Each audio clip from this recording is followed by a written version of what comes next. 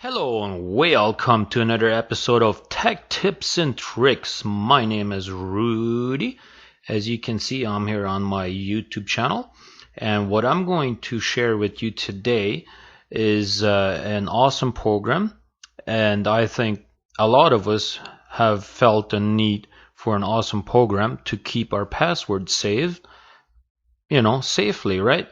So I have gotten an awesome program here for you guys. So let's take a look at it, and let's go through some of the options that it has and some of the goodies and all that stuff. So let's dive right into it. So this is what it's called, Enpass. I can never pronounce it correctly, but the reason why I'm sharing this with you is because I've been using it for a long time on my iPhone, for a good probably 2-3 years probably. And I just recently went on their actual website. I never actually went on their website, but I just discovered that you can actually use it on multiple devices.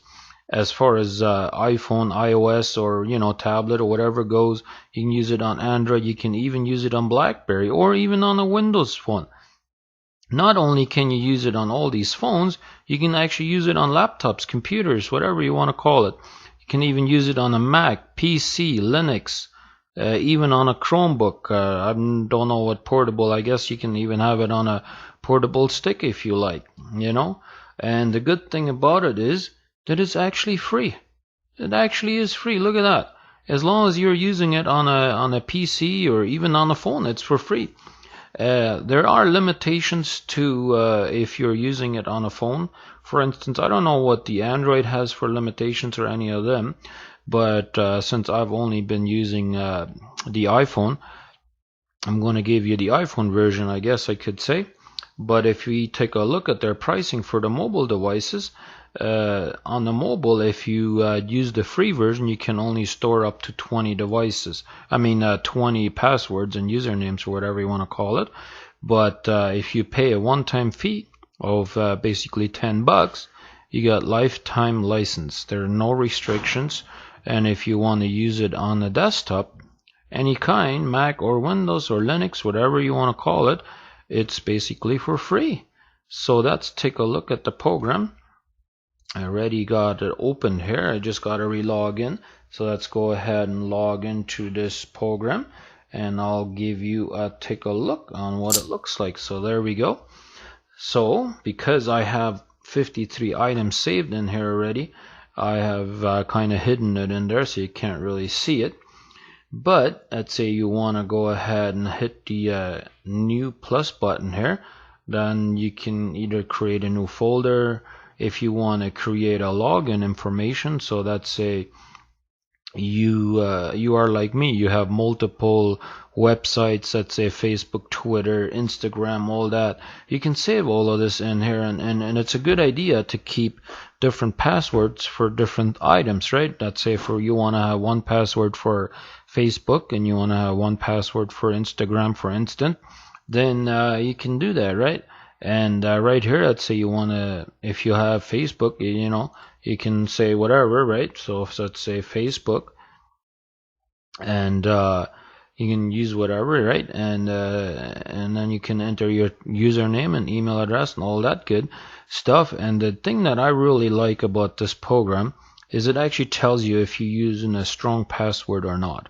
And that's very important to me because I like to use a strong password. So let's just go ahead and type in a few random letters in here. You see right away it comes up as a weak password.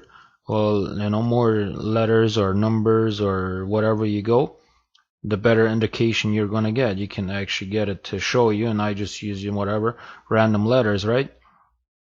And then you can actually have the URL saved in here as well.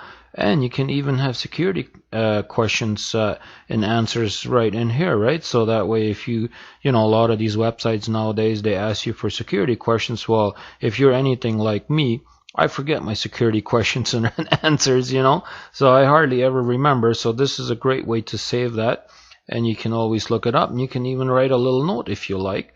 And some of the other things I was going to show you here, if you go under Tools, you can even have a password generator. So you can actually if you don't know what a strong password is, you can say how long you want your password to be, and then you can get it to generate a password for you. And I guess you can obviously save that. But I was also going to show you the settings in here. If you go under the settings, say under security, here is where you can change obviously your password, or under here you can say lock the program after 30 seconds. You can choose whichever you like, and you can also, if you copy the password to a clipboard, basically if you right click and copy it, it will only stay on the clipboard for 30 seconds, and it will hide the sensitive items, like for instance passwords and stuff like that.